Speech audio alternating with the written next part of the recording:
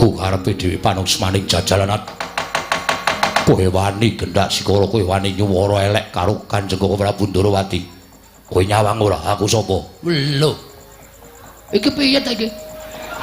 Sone iki nek dapukane ra apal takon sutradarane. Kok takon aku sapa? Lah kowe iki sencaki. Wong kok ora ngerti karo dapukane. Aku sapa? Senopati Ndorowati. Sapa sing wani karo Koko Prabu Ndorowati tandhinge Setyaki? Yen ngono kowe wani karo Setyaki. Nun sewu nggih, Mas. Ratu Gustimu wis tak tantang apa meneh ming sak ngisore. Kowe iki senopati, kowe iki sak ngisore ratu. Ah, jelas wedi aku. Lho kita iki Jelas wani aku ora ana wedine Bagonge ora ati karo sapa. yen ngono wani karo Setyaki. Sing tak wedeni apamu?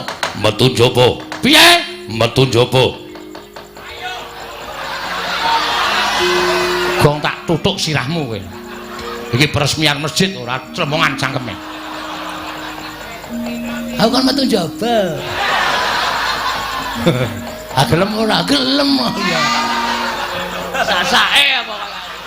Terserah lah pokoke. Manut aku pokoke. Gandak blagunduk suaru gembal. Somerante hawela. Mboten nyono babar pisan. Kula upamakke donya niki wis kebak wong jahat. Donya niki wis kewowoken karo wong sing tumindak dosa. Donya niki wis kebegan wong angkara murka ning jebul. Gusti niku masih ngutus dhateng titahipun supaya ambek budi, ambek sing becik kaya putra-putra Pandhawa sampeyan-sampeyan niku. Nek nom-noman ngamarta niku kabeh pambegane kaya sampeyan, daeba jagat niki le tentrem, daeba jagat niki le ayem. Ngerti karo wong tuwa, ngerti karo Semar. Monggo Semar niku mung nindakake darmaning wajib. Nggih menika momong dhateng para Pandhawa, momong dhateng turasing para Pandhawa. Kula ora milik diwales kabecikan kula mboten. Kula ora kepengin dititeni kebecikan kula ora. Merga tumrap kula nadyan kula males utawa tumindak sing apik, nek ming dititeni karo sak pepadaning titah mawon mboten enten apa-apane. Ning kula tumindak apik niku supaya dititeni karo sing gawe urip, supaya sesuk ngenteng-ngentengi kalih laku kula benjang.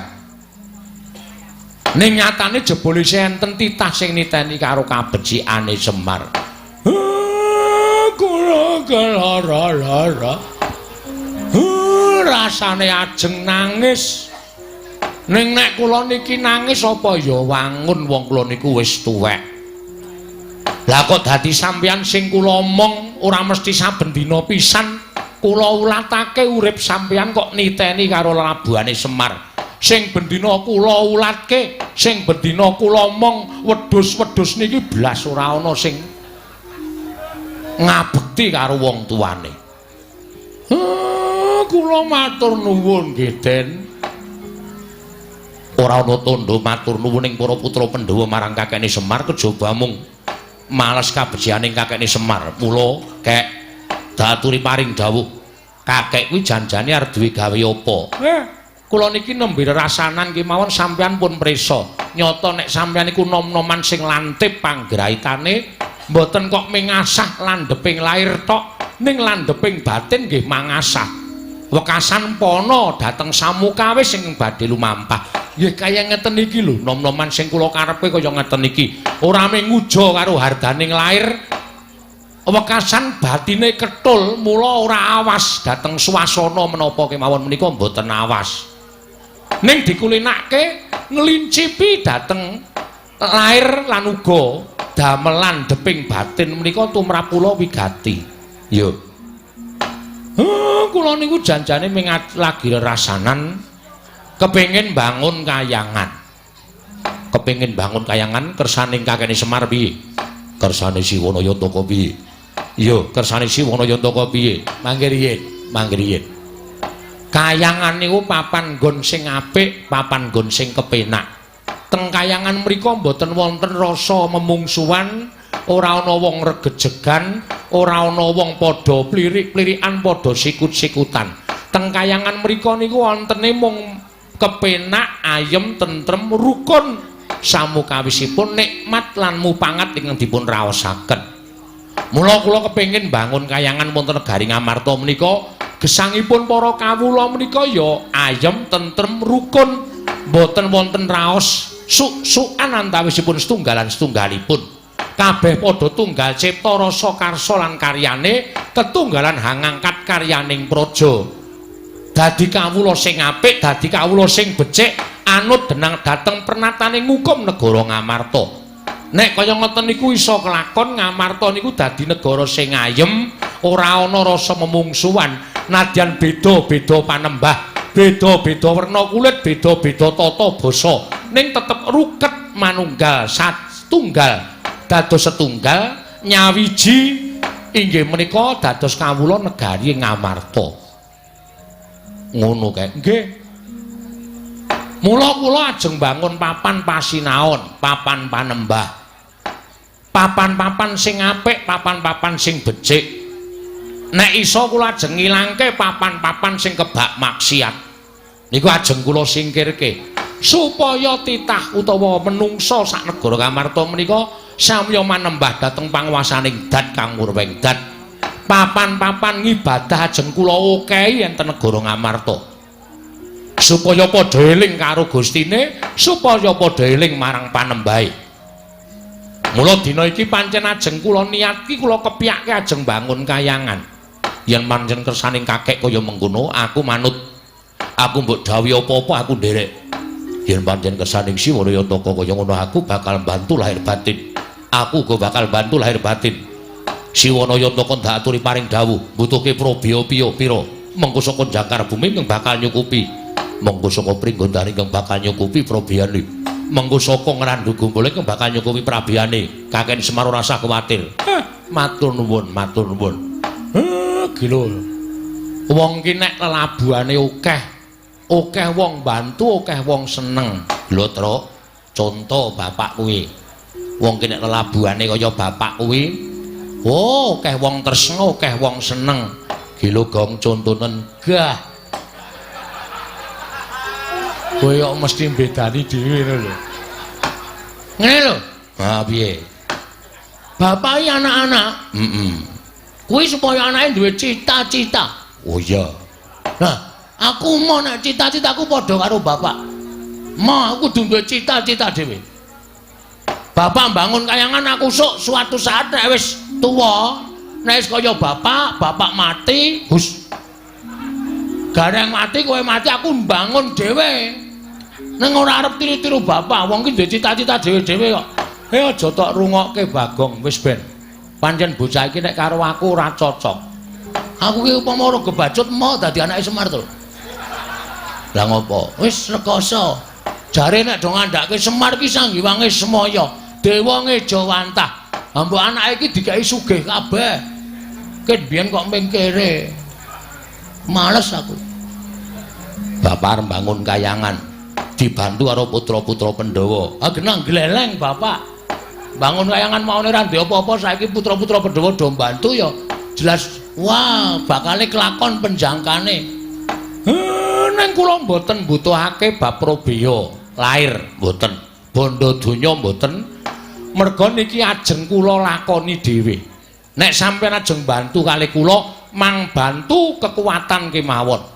Mang bantu kekuatan. Sampeyan wong enom-enom dadi upama ana sing ganggu nyarusiku nggen kula mbangun kayangan, sampeyan kudu iso mbrasta sapa sing ajeng nyarusiku anggen kula mbangun kayangan menika.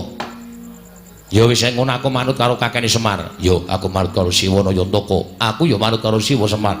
Aku bakal bantu lahir lan batin. Mongko gen sing jeneng wong niku nek duwe gegayuhan niku mesti cobane bakale cemepak. Tegese pacobane bakale teka. Ngoten. Mula lelakon niki ajeng kula lakoni dhewe. Nek sampeyan pancen ajeng mbantu karo Semar, kula ngaturke panuwun ingkang tanpa pepindhan. Nek mengko ana coba sing butuhake tenaga, sing butuhake kekuatan, kula pasrahke karo sampeyan. Nek cobane niku perkara batin, Semar sing bakal ngrampungi ampun kuwatos Ndara. Kaget kula Den. Lah para kawula sami alok menawi wonten Alendra ingkang tedhak wonten ing Karang Kadempel. Lah kok jebul sinuwun Ndarawati. Kula ngaturaken bekti kula kunjung nggih Den. Ya Kakang Semar, ndak tampa kanthi lega legawaning penggaliku ora liwat pangestuku Tampanana Kakang Nayantaka. Kula pundi nggo jimat. Ndara Janaka bekti kula nggih Gus. Ya Kakang Semar. Ndak tampa Kakang tiba sepadha-padha. Ndara Setyaki bekti kula. Ya Kakang Semar wis ndak tampa gawe gedhening atiku ora liwat pangestuku Tampanana. Kula pundi nggo jimat pariping dayanana ing kasantosan. Lah kok mboten nyono-nyono? Kula ora ngimpi apa-apa lah kok papan kula kerawuhan para her-her, para priyagung-priyagung. Waduh. Sinuwun Ndara Kresna bekti kula kunjuk. Nala Garing tak tampa pangestuku Tampanana Nala Garing. Nun inggih sangat anggen kalau ndadosaken jimat pariping. Ndara Janaka bekti kula nggih Den. Ya Nala Garing tak tampa pangestuku Tampanana. Nun inggih Ndara Setyaki bekti kula kunjuk. Ya Nala Garing tak tampa pangestuku Tampanana. Nun inggih sangat anggen kalau ndadosaken jimat. Sinuwun Ndarawati bekti kula nggih Den. Panakawan Petruk tak tampa pangestuku Tampanana. Nun inggih Ndara Janaka bekti kula. Ya Petruk tak tampa pangestuku Tampanana. Nun inggih Ndara Setyaki bekti kula. Ya Petruk tak tampa pangestuku Tampanana. Kula pun dinggo jimat paripin dayanana ing kasantosan. Sinuwun Ndarawati bekti kula konja sinuwun. Ya Bagong ndak tampa pangestuku Tampanana tiba sepadha-padha. Kok ora basa iki to? Anu apa? Kula pun dinggo jimat paripe lali aku. Ndara Janaka bekti kula konja. Ya Bagong ndak tampa pangestuku Tampanana. Kula pun dinggo jimat. Ndara Setyaki bekti kula konja. Ya Bagong ndak tampa pangestuku Tampanana. Padha-padha le gedhe ning beda ya, Tru. Apane? Suarane Ndara Janaka karo Ndara Setyaki. Nek Ndara Janaka ki loro, iya Bagong ndak tampa pangestuku Tampanana. Nek Ndara Setyaki ki gedhe ning cantas. Heeh. Ayo pambegane dhewe-dhewe, watake dhewe-dhewe. Enten apa, Gus? Rawuh enten Karang Kadempel. Kakang Semar. Sepisan tilik marang karajaning Kakang Nayantaka ndungkap angka 2. Satemene ana pitakonan ing bakal ndaturake marang Kakang Semar Badranaya. Dawuh napa? Kabar sumebar warata. Yen to dina samengko Kakang Semar bakal ngayati jejiban, ya kuwi bakal mbangun kayangan. Nalika semono ndak anggep yen to apa ing dadi penjangkaning Kakang Semar kuwi penjangka ingkang lumrah. Nanging bareng ndak gelar ndak gulung dadi tipriksa ingkang kanthi permati. Jebul tinemune apa ingkang bakal mbok tindakake mau satemene bakal gawe geger jagat saisine. Mangke riyen. Kok gawe geger jagat saisine perkawisipun Kakang Semar? Ya nadyan Kakang Semar kuwi sarta para kawula kabeh kuwi ngerti yen Kakang Semar kuwi titi sing Sang Hyang Bathara Ismaya. Kakang Semar kuwi titis dewa, nanging rak ya aja kaya ngono ingkang mbok tindakake. Tumuli Kakang Semar bakal nindakake mbangun kayangan ingkang ateges. Kakang Semar bakal ngembari marang panguwasaning para dewa sarana bakal mbangun kayangan ana ing Karang Kadempel. Mula ora jenemukal yen to dadi runti ing penggaling Sang Hyang Pikulun Manikmaya. Ing nalika semana Hunyang Madyapada prapta ning negaring Ndarawati dawuh kelawan nata ing Ndarawati supaya ngelekake sarta ngemotake marang Kakang Semar Badranaya. Aja nganti kebancut nggonmu bakal mbangun kayangan. Merga Sang Hyang Bathara Guru ya Hyang Pikulun Manikmaya dadi kuwatir ing penggalih. Merga rumangsa yen to Kayiwangan Suralaya bakal dikembari dening panguwasaning Kakang Semar Badranaya. Wah, lah kleru. Manikmaya kok mboten melu mriki niku pripun?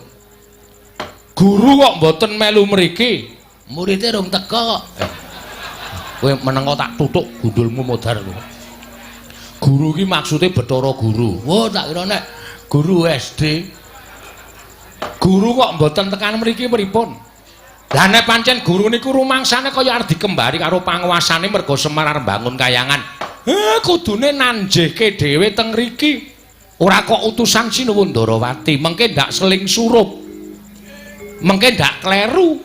Nek kula matur karo sampeyan akeh-akeh sing kula aturke, mengko sampeyan ngaturke kalawan Hyang Pikulun Bathara Guru, mboten padha kali sing kula omongke, mengke ana sebutan dandang dikandhake, kuntul-kuntul dikandhake dandang.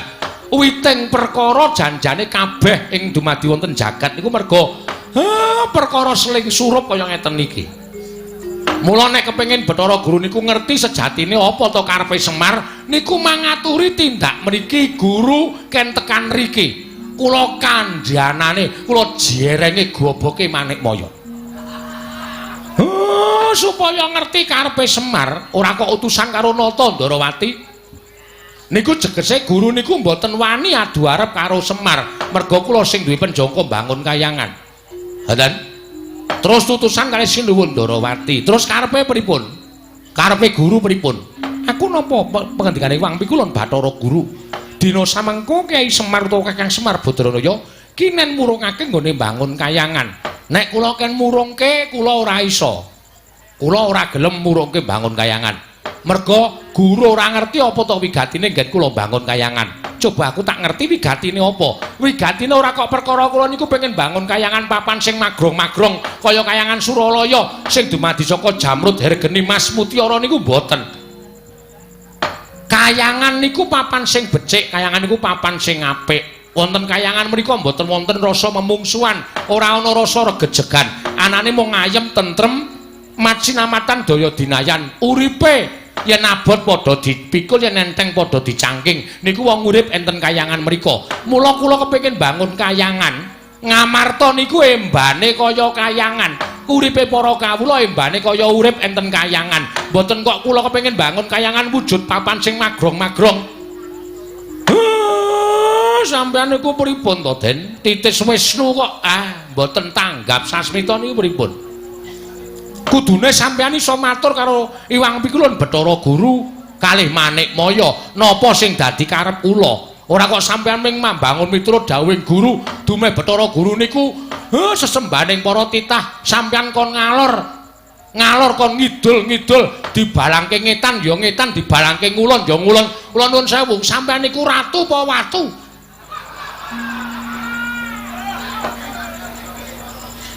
Watu. Gong.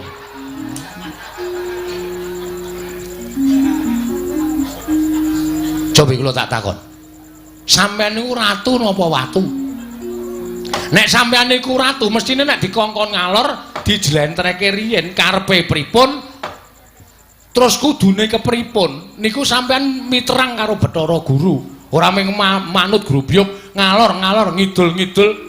Kula ngerti karepe Bathara Guru niku kula ngerti. Dheweke ora wani tekan kene merga Sor Prabawa karo Semar. Waduh.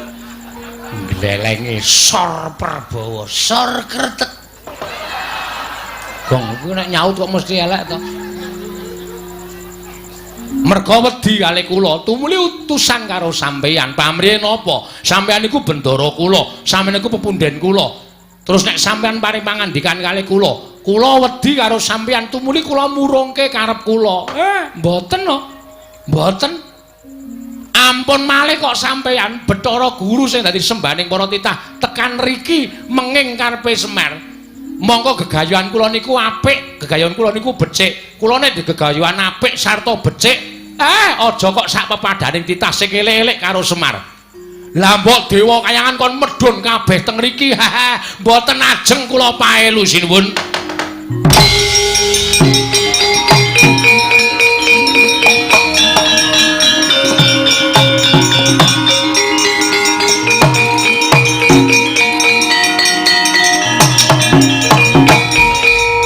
Pasane ku Bathara wayah plur jagat.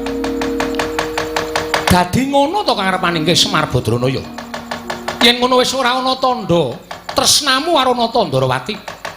Yen ngono wis ora ana tandha ngabektining Semar Badranaya kalawan Nata Ndarawati. Aku kuwi sesembahmu. Aku pepundenmu Semar. Ing lumrahe kowe mesti mbangun miturut kalawan pepundenmu. Lumrahe kowe mbangun miturut kalawan Nata Ndarawati. Nanging sengguh temen ucapmu. Kemewat kaya ngono gem jimat.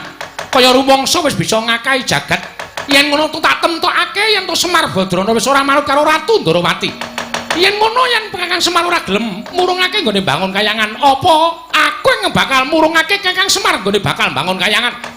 Nadyan kudu kepiye carane rawe-rawe rantas malang-malang bakal tak putung Kakang Semar Badrana ya.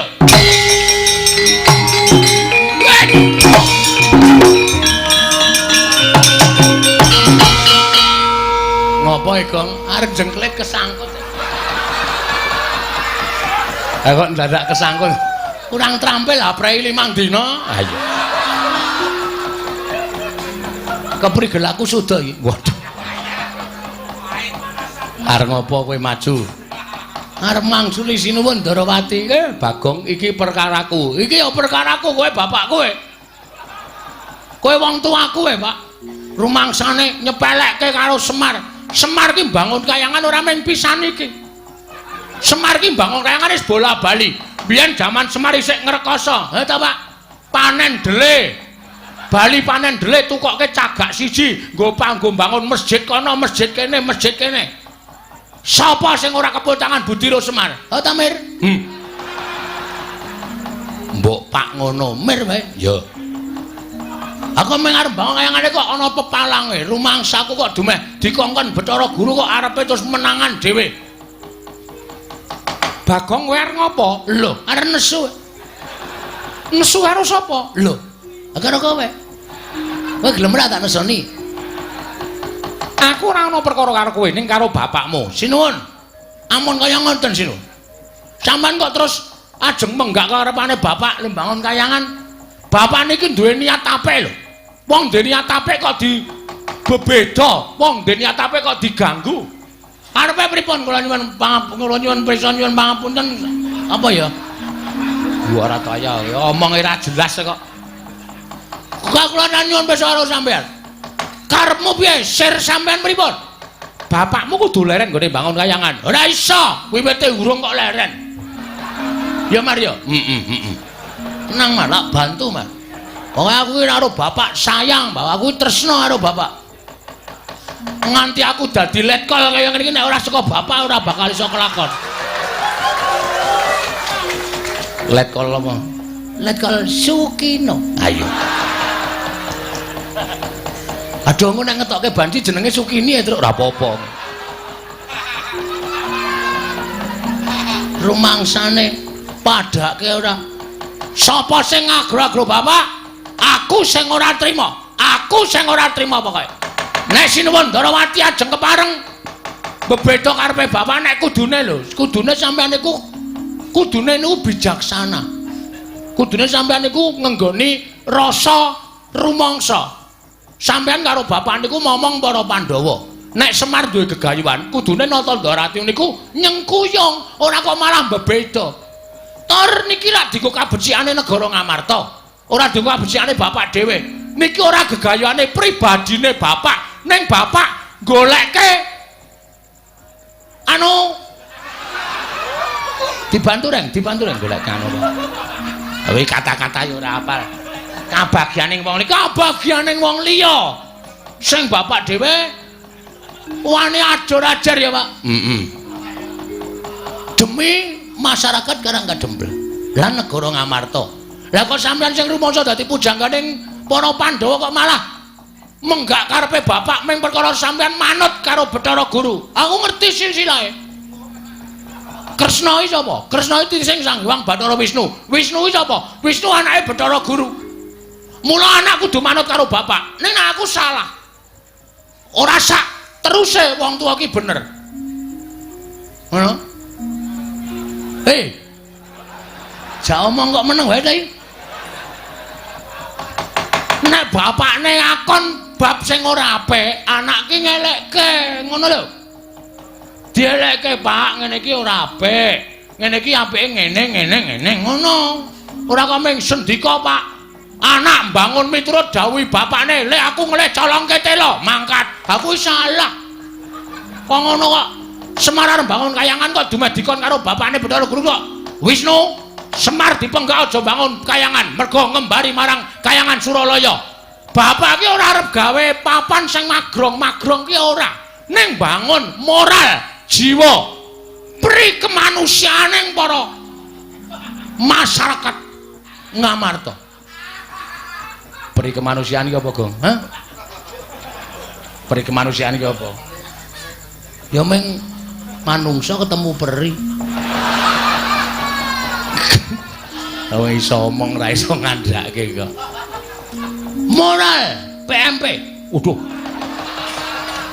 PMP iki pendidikan moral Pancasila. Kuwi wis ra ana ning atine masyarakat, mula arep ditukulke meneh karo bapak. Aku kowe kok nyarusiku. Nek kowe arep mepalangi karepe bapak, ora masalah. Ratu Ndarawati, ora masalah. Lho. Kowe malah ora basa karo aku. Tak basanono wong sampean pakartine elek kok.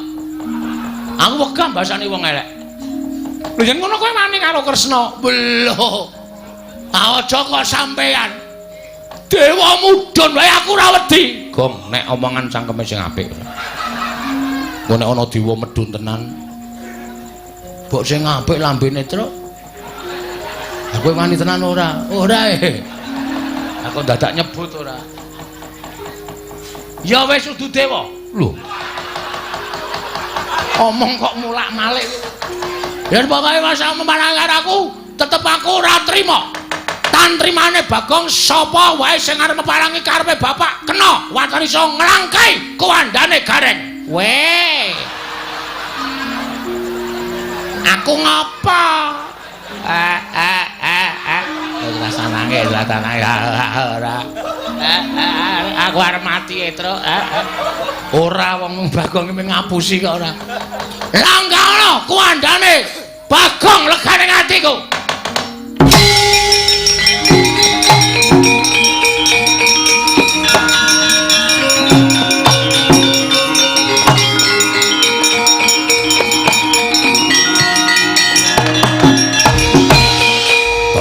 Non ngguku karepe dhewe panungsmaning jajalanat kowe wani gendak sikara kowe wani nyuwara elek karo Kanjeng Prabu Ndarawati kowe nyawang ora aku sapa lho iki piye ta iki sone iki nek dapukane ra apal takon sutradarane kok takon aku sapa lha kowe iki sencaki wong kok ora ngerti karo dapukane aku sapa Senopati Ndarawati. Sopo sing wani karo Koko Prabu Ndarawati tandinge Setyaki. Yen ngono kowe wani karo Setyaki. Nun sewu nggih Mas. Ratu Gustimu wis tak tantang apa meneh ming sak ngisore. Kowe iki Senopati, kowe iki sak ngisore ratu. Jelas wedi aku. Lho kita iki jelas wani aku ora ana wedine Bagonge ora ati karo sapa-sapa. Yen ngono wani harus diaki sing tak medeni apamu metu njaba piye metu njaba Gong tak tutuk sirahmu kowe iki peresmian masjid ora tremongan cangkeme aku kan metu njaba gelem ora gelem ya sasake apa terserah lah pokoke manut aku pokoke metu njaba ayo legandang dereng metu njaba tutut Raden Setyaki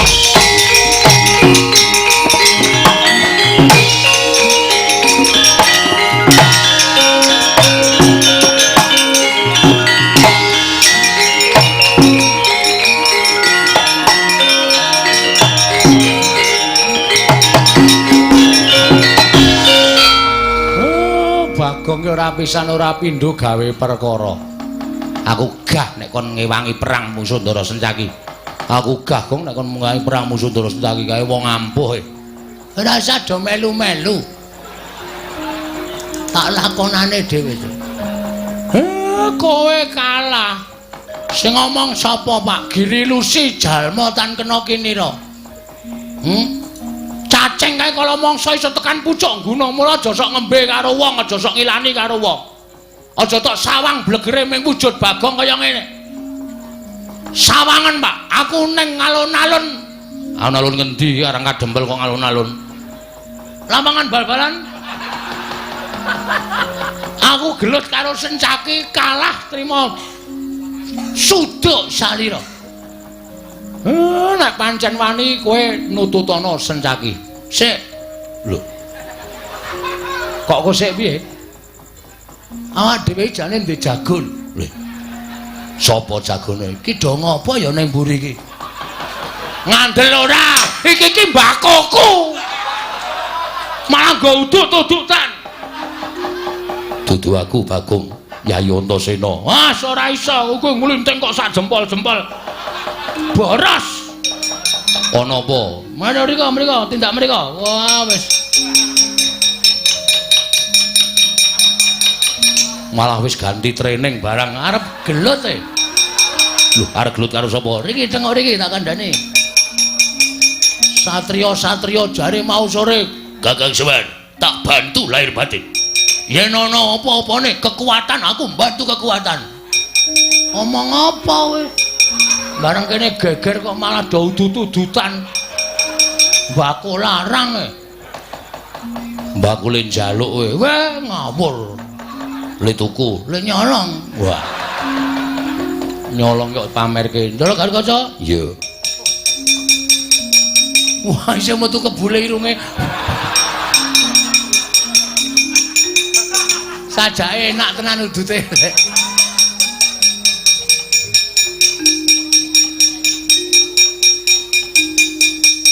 Lenggah? Yo. Do tak perintah do manut e. Dadi lakon bengi iki. Aku kok dadi kong iki bentuke iki. Klerune njupuk e. Piye ning apa, Gong? Niki wau Sinuwun Ndarawati rawuh. Heeh. Terus Sinuwun Ndarawati jebulna didombani karo pukulun Bathara Maningkem. Manik Maya. Saka Kahyangan Surabaya. Suralaya. Dukale mriki numpak pramek napa ora ngerti. Ning pokoke tekan kene utusan karo Sinuwun Ndarawati. Sinuwun Ndarawati kon nanjih kali Bapak Semar merga pukulun Bathara Guru rumangsa kawatir nek Semar niku ajeng bangun Kahyangan ngembari panguwasane ngiwang pikulun Bathara Guru teng Suralaya. Lho. Lah apa kakene Semar ora mblabari utawa ora matur marang Siwa Ndarawati nggone bangun Kahyangan iki ora mbangun wujud papan sing magrong-magrong. Empun. Ning tetep Sinuwun Ndarawati ajrih kalih Sing Bathara Guru dawuh karo Semar tekaku ana ing papan kene supaya kowe murungake nggone mbangun Kahyangan. Wah, Semar muring. Wah, Enggak bangun Kahyangan lu. Sampeyan iku kudune titis wis werna-werna bla bla bla bla. Yo. Nganti samatra Sinuwun Ndarawati ngentut ngendikake nek nganti Semar ora murungake nggone bangun Kahyangan aku sing bakal murungake. Tratap sing mak tratap kula nesu maju mengarep. Terus Sinuwun Ndarawati tantang. Lho kowe nantang karo Sinuwun Ndarawati? Heeh. Ayo ben mangkel kok. Semar arep dikaco. Terus iki Sinuwun Ndarawati nanti metu njaba. Sinuwun Ndarawati metu ning jaba. Karo sapa kancane? Raden Janaka. Karo meneh Raden Setyaki. Sing ora trima Setyakine maju mengarep malang kerik brengose obah kabeh. Aku ya ora wedi brengose ya tak obahke. Endi kowe ra dibrengos kok? Wah tutuk ndase Bagong. Obah no ndundun ngono. Brengos kok ndundut. Brengos ya tak obahke kula ya nesu. Terus dadi tantangan. Ndara Setyaki Bagong nek wani karo aku metu njaba. Oke, tak turuti karepmu. Blajat metu njaba kabeh. Lah terus kowe nyeluk aku. Sampeyan mau muni piye? Sing endi? Sing kowe mau nek aku mbantu karo Semar mbantu kekuatan. Ha iki pacobane Sinuwun Ndarawati, Ndara Janaka karo Ndara Setyaki. Saiki ngene. Ndara Antasena, Ndara Garukaca, Ndara Antarja tak du karo Ndara Setyaki karo Sinuwun Kresna wani apa ora? Nek entuk paliyale bapakmu aku wani. Nek bapakmu ngelilani aku wani. Mir, omong Mir. Setan tenan kok kuwi. Pancen setan tenan. Lho kowe kuwi kok ya. Aku to, dudu kae ora wani ngono iki. Tak kira nek ndok mripatmu rada kira. Tiru-tiru gareng po. Wis. Aja disenggol gareng kok ndak nangis ora. Aku kon piye? Sampeyan paring pangandikan Ndara Antasena, aku pasrah katentremaning Karang Kadempel. Sapa sing arep gawe kisra nggonku mbangun kayangan disingkirke. Ngono ga wis? Engko aku ngedu anak karo wong tuwa. Mir. Ki nek kowe ora omong ora rampung-rampung lho. Meng ana omong ngono aku ki wong tuwa nganggo petung. Petung. Gelem omong ora? Ora gelem seret metu njaba. Wedok kok ngawur ben. Aku metu njaba kok ya metu njaba ben. Ki aku kudu adil apa kae. Mosok aku metu njaba aku metu jeragal. Ndara Antasena. Terus yo. Ayo. Ndara Antasena. Kula pasrah katentremaning Karang Kadempel. Sinuwun Ndarawati mangundurke. Pon omong. Sing ngomong cangkemmu. Wong cangkemmu mbone ra jamak-jamak ketara ya. Ngerti? Ayo wis. Den. Nek pancen kudu kaya ngeten lakone nggih pun dilakoni mawon. Merga kula niku duwe saloka, sing becik bakale ketitik, sing ala bakale ketara. Nek Sinuwun Ndarawati duwe niat jahat, duwe niat ala karo Semar mesti ketara. Sampeyan nek mbelani karo tumindak sing apik diayomi karo Gusti sampeyan, Ndara.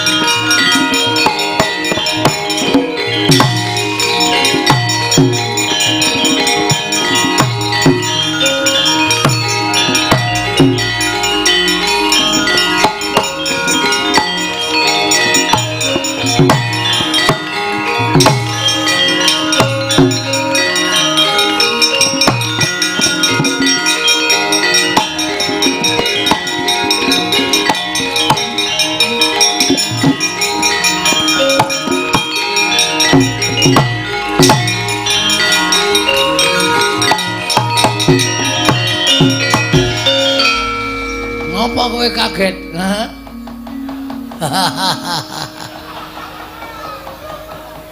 Anggir Antasena. Oh, Mak Cilik. Anggir Garukaca. Iye, Paman. Anggir Antarja. Iye, kula Paman. Kok sami lenggah wonten ing mriki? Lho, rombong aku rombong aku. Dadi kowe iki mau asline mung tak pancing. Aku asline wani karo kowe iki jane asline wedi. Ning kowe tak pancing kowe bungahe ngantil karo Bagong. Saiki lho wadi balaku.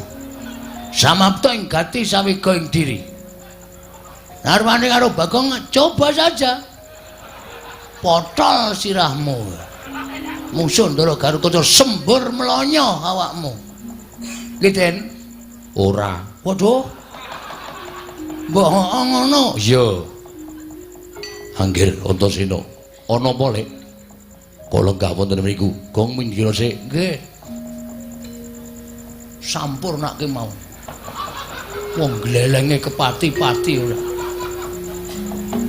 Pancen aku neng kene. Anggir Antasena wonten lenggah wonten mriki wigatosipun. Aku wis kebacut sumpah karo kakekne Semar nek bantu karo kakekne Semar lahir batin. Monggo kakekne Semar paring dawuh karo aku ora perlu dibantu babakan Prabaya Brana Picis ning dibantu babakan kekuatan. Yen ana pacoban ingkang bakal tumama kakekne Semar nggone bangun kayangan, aku sing tinanggenah supaya nyingkirke pacoban mau.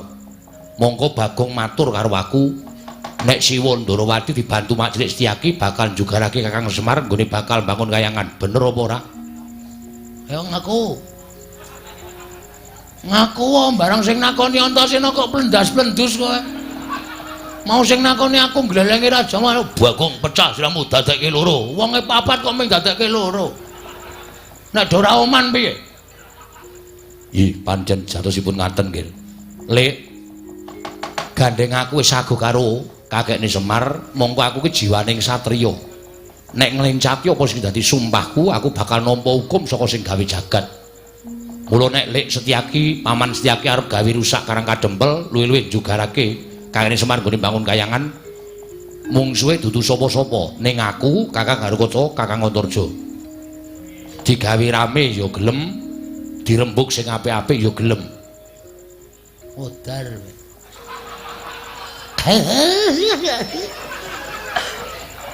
Kene ya pucet. Kowe minggat sik, ora usah kokan cerewet. Kowe arep ngece. Ora usah ngece ayo lunga. Nggih teng mriki mawon. Ning aja omong. Lho kok manungsa ora entuk omong. Ora usah nyaur saur manuk. Oh nggih. Wis ngene wae. Saiki Mak Cilik arep kepiye carane? Aku ming manut Kakang Garukaca ya samapta, Kakang Antarja ya samapta. Tur meneh aku tak nyuwun prisa karo Mak Cilik. Nek kakekne Semar arep duwe gawe bangun kayangan kok sinuwun Prabu Ndarawati, Siwa Ndarawati jugarake kakekne Semar. Monggo ming nampa dawuh pangendikaning Wang Pikulun Bathara Guru. Sejatine kakekne Semar iki ora bakal mengembari marang panguwasaning Pikulun Bathara Guru ora.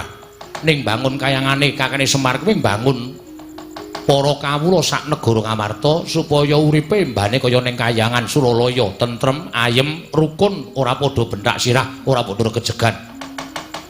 Rukun ayem tentrem linambaran manembah marang panguwasaning Gusti kang akarya jagat anut kapercayane dhewe-dhewe kuwi karepe kakekne Semar. Supaya uripe kawula sak negara Kamarta ki padha macinamatan daya dinayan. Ora ana rasa mungsuhan siji lan sijine. Kabeh padha sayuk rukun tembayatan manunggal siji ngangkat praja negara Amarta supaya mujudake negara ingkang kuncara hanjayeng bawana. Coba aturku kaya mengkono mau pikiran. Salah apa bener?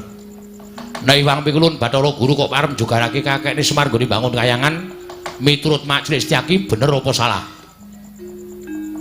Monggo niate kakekne Semar ora bakal ngembari marang panguwasaning Wang Pikulun Jagat Girinata, ya Wang Pikulun Jatimurti.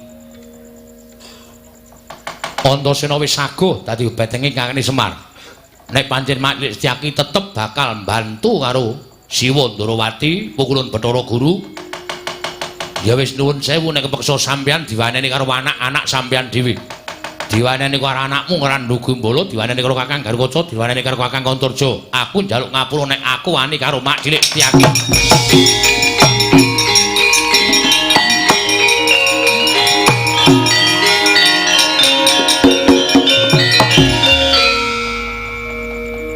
Kula nyuwun pangapunten pareng mboten nggih. Lho, njaluk ngapura perkara apa? Sareng kula manah-manah. Mboten selaminipun kula menika mbelani tiyang ingkang leres.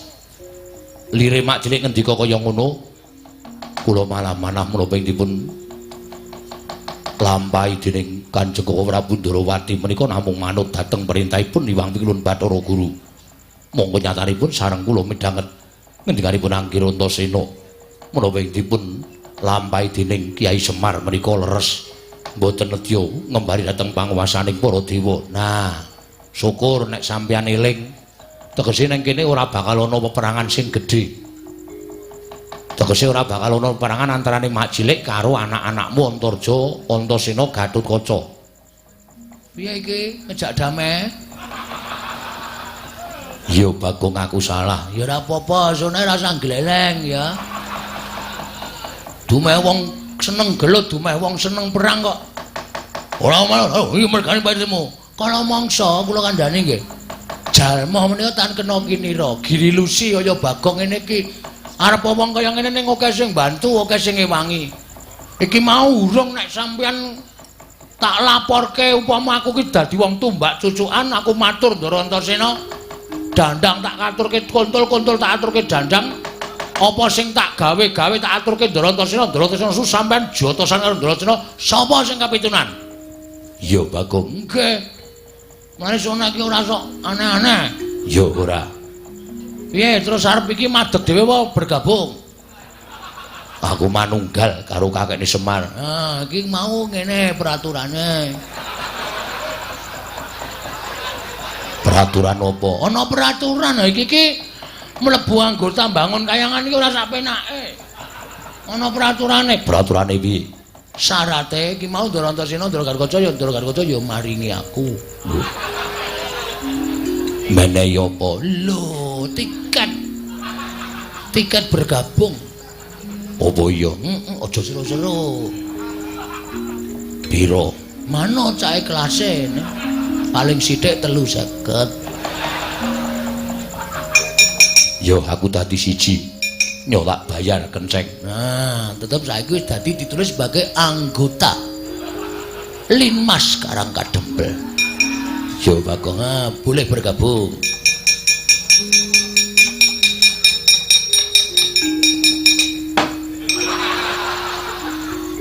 Balik ke.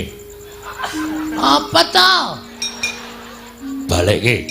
Ora tau balik ke aku moh ngewangi bapakmu. Bapakmu ki ora duwe niat kaya ngono kok malah digunakake karo anak-anake sing tumindake sing ora apik. Ayo balik ke. Alah. Mau wong golek rejeki sithik kok tok penging to, Den. Mbok ora masalah. Ora ana sing menehi Bagong lek jaluk Jaidan. Kene Bali. Oh, meng mampir tok. Ndekno aku dijaluki. Aja sok njaluk ngono iku isine-isine kowe ora dicukupi karo bendaramu. Nggih, nyuwun ngapunten. Terus niki sapa sing ngajeng methuke Sinuwun Ndarawati cobi? Sinuwun Ndarawati niki panek Ndara Setyaki ora iso mbondo kula, ora iso ngrangket kula sing unak-unake Sinuwun Ndarawati panjenengane mesti duka. Sapa sing arep lawan Sinuwun Ndarawati? Bagong. Nun, Koko Prabu aku sing methuke. Koko Prabu adu arep karo aku ora bakal mentolo karo aku. Nah, ngono ki tegese mbelani tenan. Nek sampean mengko didukani Sinuwun Prabu Ndarawati, wis ben tak lakonane. Nek dipecate dadi Senopati, aku melu Kakang Semar. Waduh. Nyuda jatahku iki. Anggota anyar nyuda jatah cilaka iku. Wis ngrekoso. Wis ora usah cerewet ngomong diwangi penting. Oh, tak pethuke kok ora Ndarawati. Ning kowe yo melu. Nggih, ngestoke dawuh. Ayo pethuke Bagong. Monggo.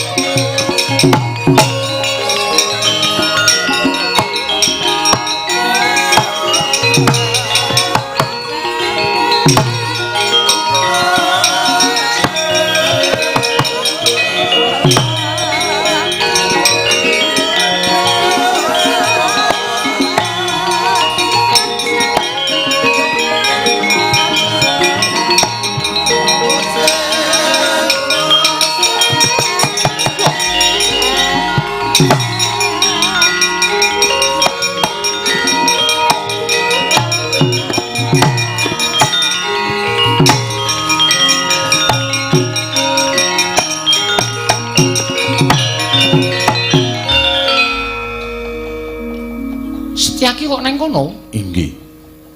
Lah kok dadi kowe malah nang mburine Bagong iki kowe mau tak dawuhi suwe nyekel Bagong, lah kok malah kowe nang mburine Bagong? Nyuwun pamunten mboten nginten babar pisan. Menawi kula kawon kalian Bagong. Lho. Si Adi kalah karo Bagong. Kawon. Kula dipun gulung dening Ponokawan Bagong. Midanget napa mboten? Niki lagi dadi lakon begini. Aja kok Setyaki. Bathara Yama dipati ra. Edan tenan. Yama Dipati iki dewa tukang jabut nyawa. Lho kula njabut untu kulina. Lah niku ora dikon jabute tak jabut kok. Neng ngono Sencaki wis kalah karo kowe. Kalah, Sencaki wis manunggal kali kula. Ndara Sencaki wis manunggal kali kula wis dadi tahanan kula. Mula Ndara Sencaki pun boten manut kali Ratu Ndarawati. Ning manut karo Bagong. Lho. Apa ngono Setyaki? Nyuwun pamunten Koko Prabu. Lah apa Adi bakal lirwa karo kewajibanmu minangka Senopati Ndarawati? Sekawe kula Senopati Ndarawati nanging kula sampun kawon kalian Bagong. Lan samangke kula sampun dados reh-rehanipun Ponokawan Bagong. Setyaki, Wonten dawuh. sinuwun Prabu Ndarawati diundurke. Nek ora diundurke, ndak gawe kisruh gegayane Bapak Semar. Nggih, ngestaken dawuh. Setyaki.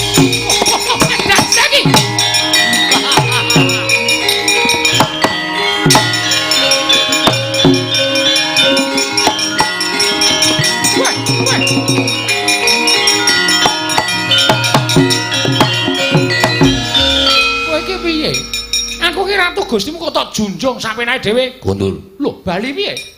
Sampun ngantos ganggu kalian pun Kakang Semar. Setyaki, aku ratu Gustimu. Samangke kula sampun kawon kalian Bagong. Kula mboten badhe manut kalian sinten-sinten kejawi kalian Bagong. Jagat Dewa Bathara Setyaki. Wonten dawuh. Pun Kakang Ratu ing Mandura Prabu Baladewa Dawa Setyaki. Undurna Nyai Kresna. Mriki ngestaken dawuh. Wilah edan tenan iki. Iki lelakon apa ora kaya ngene iki? Mundur mboten. Setyaki aja kaya bocah. Mundur mboten, boten mundur. Paribaksa kula ingkang kunduraken. Weh lah karepe dhewe.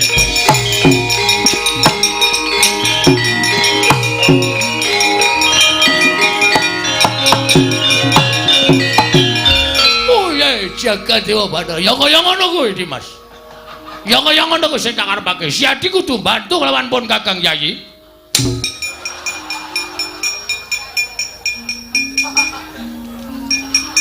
Dikecake ndasku. Mergane wis kresnane wis lunga aku isih acting. Ha wis cilaka iki. Wo, lah edan tenan. Truk. Kowe iki ngapa e? Ora tok celuk kok. Ngapa? Wah, bener kok. Bener piye? Sinuwun Ndarawati jebul pancen sing ngetutke Bathara Guru. Ketarane. Lah kae. Kae lho ketemu karo wong. Numpak Jawa nggawa stop map. Iki Umar Bakri, wudu. Bathara Guru kok Umar Bakri. Bathara Guru ki dewa neng kayangan. Ah, tangane papat. Heeh. Ah, kae gelo. Gelo, mburine ana kaya wewe. Endi? Wah, Betari Durga ngono Agong. Wah, iki mesti setran godo lumayet barang do melu-melu arep jugarke bapak. Lapor karo Ndara-ndara terus. Ya.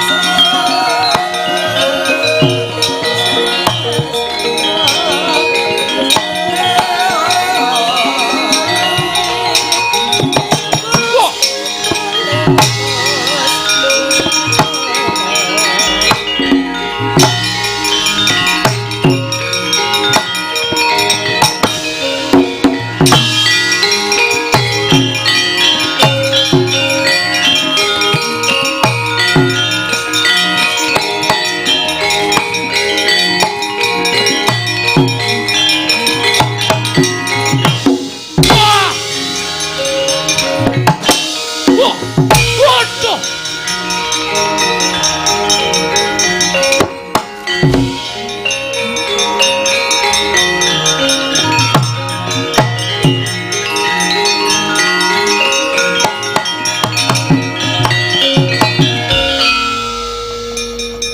ming gelis Kang? Tak candak tak bleseki ning lemah mudar. Tak pendem sisan. Ape. Tegese sampeyan kuwi kerang ora nggo okol ning nganggo akal. Saya mubal wadyabala dandang mangure. Sing praena ngati-ati lho Kang Hayu Dimas.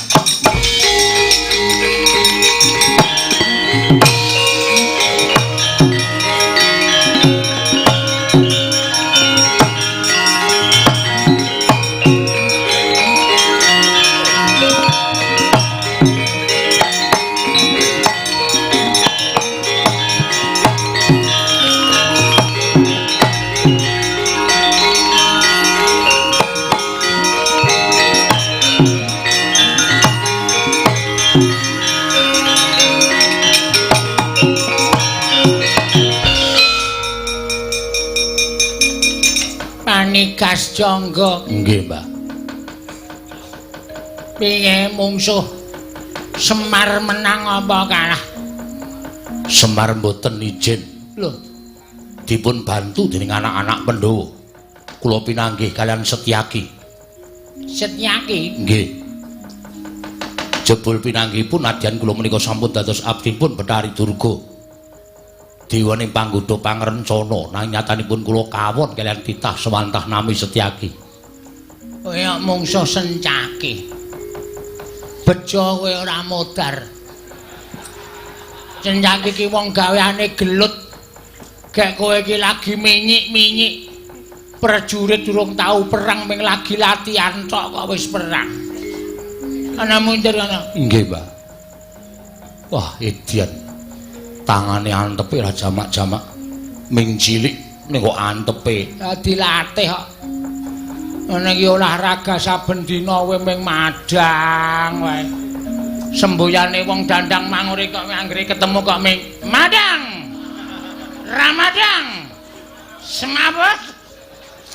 Semboyan kaya ngono kok dipeng-pengke ora. Mati kula, Mbah. Sumbang Suanu Prap. Sapa jenengmu? Inggih. Kula pun Prawara Kendra. Nah, piye? Mungsuhmu sapa?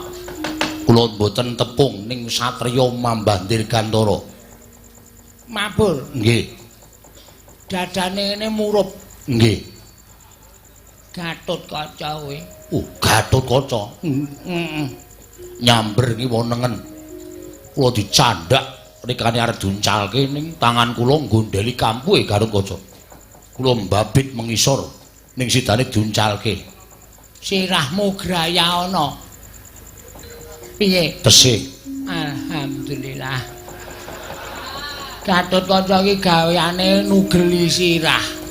Bejo kowe perang karo Gatotkaca ora potol ndasmu iki wis bejo. Mundur kana. Nggih, ngestakaken dawuh.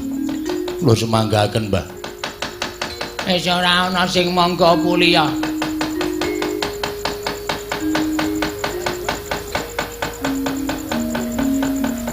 Sampai iki prajurit sing arep maju. Yen liwat aku kelingan dubur kae.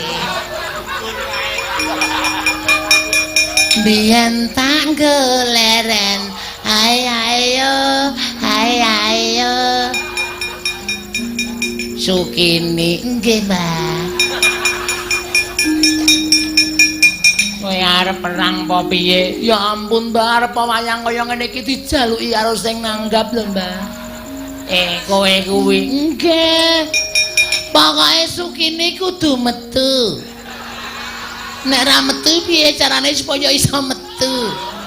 Ngaten lho, Mbak. Termasuk bintang. Oh, iya deh. Arep maju mungsuh Karang Kadempel. Jarene sing maju mantasaning para satriya gegeduking para prajurit. Terus, Mbak. Raden Sentyaki, Raden Gatotkaca, Raden Antarsena, Raden Antarja. Ya ampun. Masih muda semuanya. Iya. Aha. Itu obat buat gue. Ana maju kana. Iso ngalahke wong-wong sing belani Semar kowe entuk ganjaran. Oke, Mbak. Ning nek kalah ditugel gulumu. Aduh. Ya ampun. Gulu ming sithik kok ditugel to, Mbah. Guys, kok kae mangkat aja kesuwen. Amo Suramarata Jaya Marata imbang yen padha-padha. Raden Setyaki, Raden Gatotkaca, Raden sapa Mbak? Antarja, Raden Antarsena, 1 2 3 4 maju bareng. Tak muah. Kelakon tele. Kebablasan.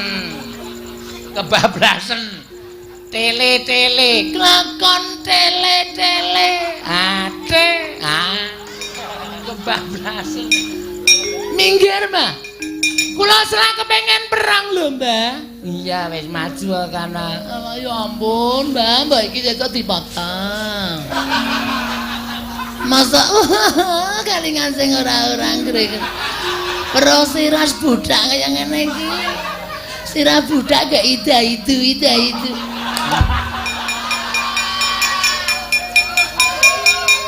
Menungsa tatanan Sentyaki Gatotkaca Antarja maju legane atiku iki Sukini.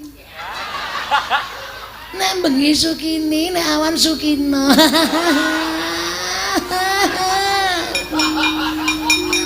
Jijik aku lho. Wong kaya dikek urip candha tak sebul dadi apa kandamu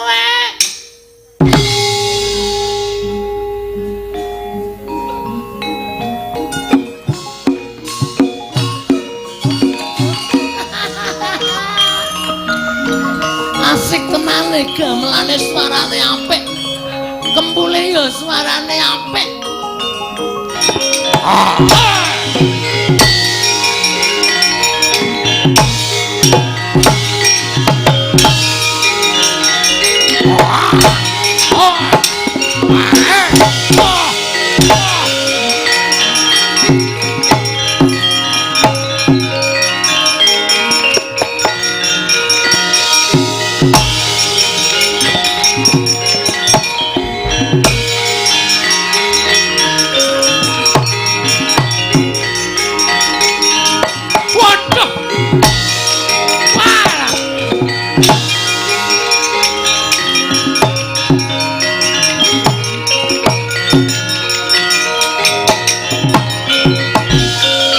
Geger ten.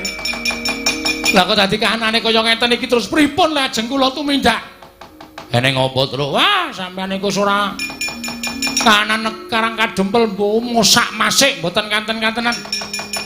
Tangga teparo kula sing maune rukun do gelut dhewe-dhewe. Wong wedok do bengok-bengok jerit-jerit wah kaya wong kang supan. Malah Ndara Setyaki kali Ndara Gatotkaca sami gelut piyambak-piyambak kaya ngoten nika pripun kanane niki nek mboten sampeyan tumindak geger karang kadempel. Weh lah dalah.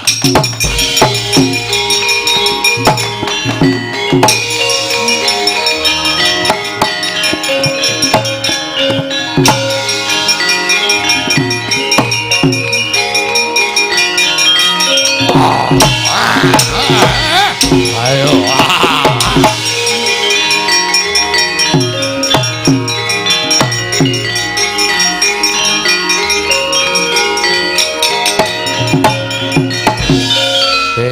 Candak to. Kanthi cara kasat mripat balane Betari Durga ora wani nerajang awake dhewe. Nggih. Ning terus nganggo nggunakake cara alus nyebar wadyabala jim setan priprayangan berkasaan do ngangslupi jiwaning kawula sakarang kadempel. Malah Mak Jrik Setyaki karo Kakang Gatotkaca ribut kae ora kok saka karepe dhewe. Lah terus karepe sapa? Ora saka karepe dhewe karepe sinten? Mergo kae uga kesusupan jiwane iblis. Mula sing prayitna ngati-ati, syaraté mung siji. Nggih. Aja nganti ana sing ngalamun, nek ngalamun ndak kesasapan jiwane iblis. Gong, ora ngalamun lho, Le. Ngantuk ya. Ning aja ngalamun, ngantuk kena ning aja ngalamun. Ngantuk entuk mboten, Ndara? Ora entuk ngantuk, Gong. Lho. Kok sirahe dikeplaki dhewe? Main mumet ndak liyer-liyer wae. Ket mau liyer-liyer saploke bar mangan mie ayam. Oh. Mangan mie ayam bareng to. Heeh, karang yo ngelih. Ha iya. Ngati-ati lho, Gong, aja ngalamun. Ndara Antasena wis dawuh aja ngalamun. Nek nganti ngalamun cilaka kowe. Weruh apa, Gong? Demit ketok. Hah? Demit. Oh iya? Hah? Lah kae lho. Oh, kae ketok kae. Loh. Waduh. Gareng ngono kale. Wah, wis.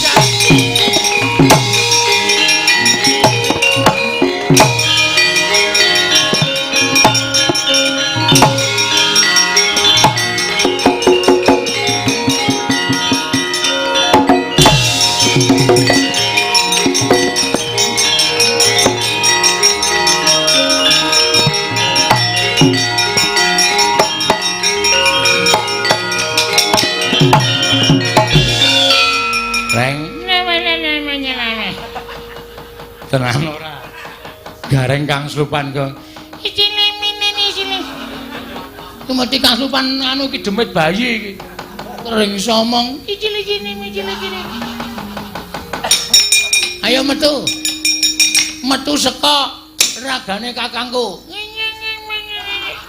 Metu. Metu. Gong jarene wong tuwa mbiyen, heeh. Demit ki wedine nek diuser-useri barange wong. Tenane? Heeh. Oke. Wis sabar.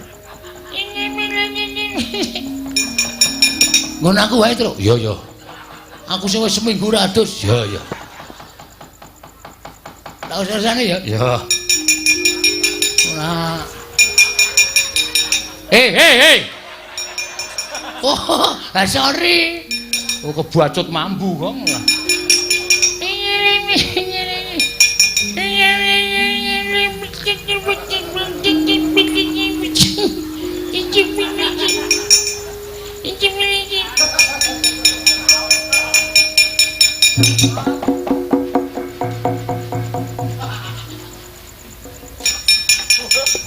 Isih merem itu terus. Oke.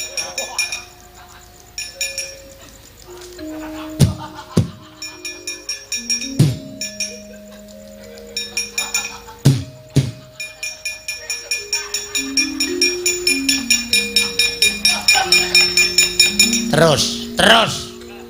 Wis paras barang isih dipok-poki. Edan ora. Wis akhire kene tak lapi kene kok dadi templek ning rai barang. Edan ora. Matur Bapak, Truk. Yo.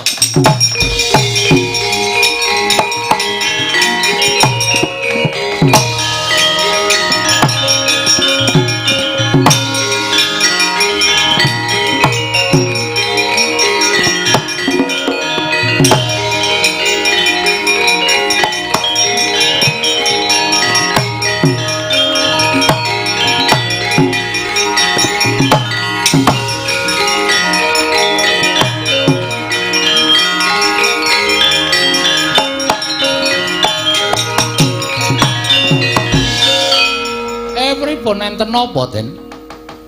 Kek, aku matur saning Kakek Semar. Nggih.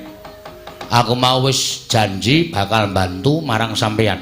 Nggih. Lah kersane ning jebul kekuwataning Siwa Ndarawati sing dadi siji karo Kakek Bathara Guru lan uga dibantu karo kakekne Bathari Durga. Iki kelakon gawe geger Karang Kadempel. Gawe geger pripun? Sawise nggunakake wadyabala menungsa ora iso nerabas sarta iso ngasorake kridaning para putra Bathari Durga nggunakake wadyabala perjineman. Ya kuwi wujuding jim setan priprayangan sing ngangslupi jiwane kawula sakarang kadempel. Wekasan karang kadempel geger. Akeh wong sing maune tepung dadi ora tepung padha gelut regejegan. Rame banget. Wong wadon jerit-jerit nganti kaya kang slupan. Iki mesti tingkah polahe wadyabala saka Dandang Mangure. Pancen iblis tenan. Sampeyan mang mlayu teng Ngamarta. Aku nggih. Wigatine Sinuwun Puntadewa kan rawuh mriki sinambi mundi pustaka jamus miang jimat lima sada. Tanpa kekuatan niku kula mboten duwe kekuatan napa-napa. Ning nek pusaka pun tekan mriki, kula sing ngrampungi. Yo, njaluk pangestu kek.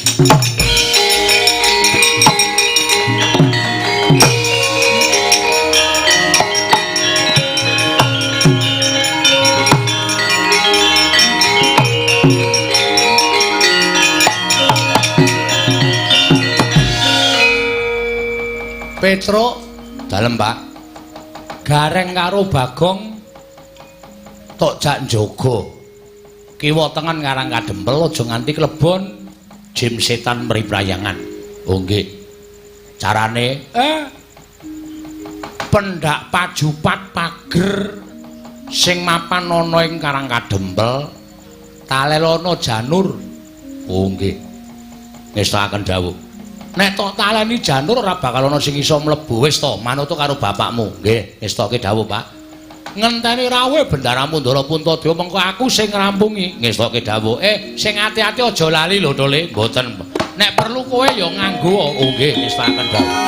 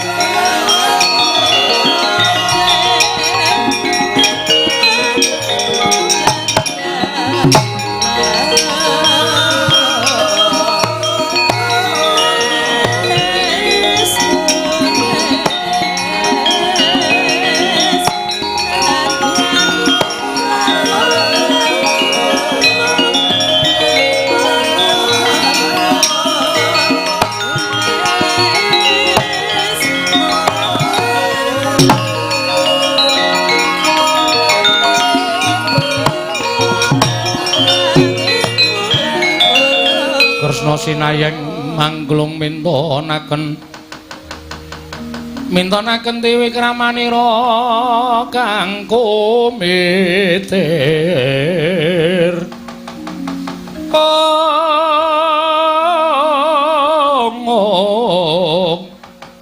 kang mitiran ing asta aneng asta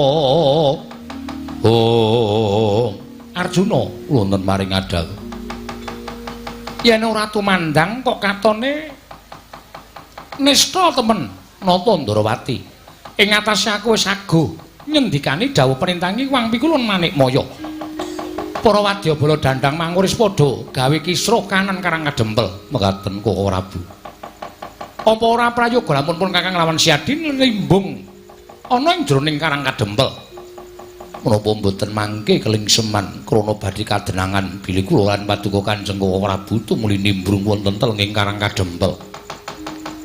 Monggo nyatanipun Kakang Semar menika sampun apal kaliyan paduka Kanjeng Koko Prabu miwah sampun apal kaliyan ingkang rayipun Janaka. Sranane aja wujud nata Ndarawati kepareng paduka. Ayo derek napa Kakang salin wujud. Aja wujud nata Ndarawati sawawi Koko Prabu kula derekaken.